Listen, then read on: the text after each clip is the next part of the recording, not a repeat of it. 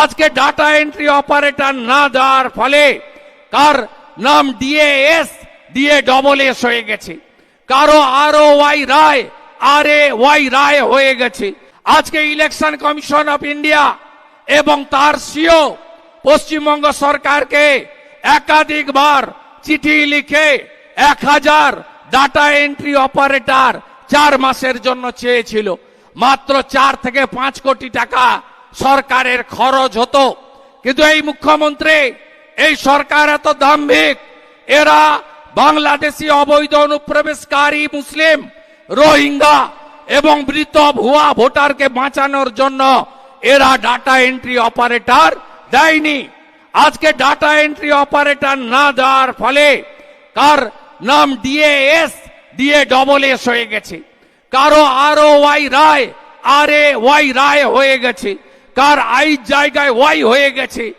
এইভাবে সমস্যা কিছু তৈরি হয়েছে। আমি তারপরেও বলবো জনগণকে, ভারতীয়দের, এটা রাষ্ট্রের লড়াই, পশ্চিমবঙ্গকে সুরক্ষিত রাখার লড়াই। কারণ এই পশ্চিমবঙ্গ এমনি এমনি তৈরি হয়নি। এই পশ্চিমবঙ্গ তৈরির ইতিহাস আমার বন্ধুরা, আমার আগামী প্রজন্ম আপনাদের জানতে হবে। আপনারা জানেন, যখন দ্বিজাতি তত্ত্বের ভিত্তিতে ভারত এবং পাকিস্তান বিভক্ত হচ্ছিল, তখন মুসলিমরা আমাদের সঙ্গে থাকতে চায়নি।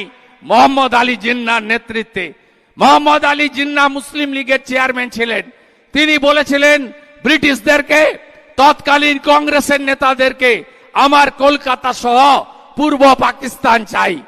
সেদিন রুখে দাঁড়িয়েছিলেন দুজন, ডক্টর শ্যামাপ্রসাদ মুখার্জি আর স্বামী প্রণবানন্দ, ভারত সেবাশ্রম সংঘের প্রতিষ্ঠাতা।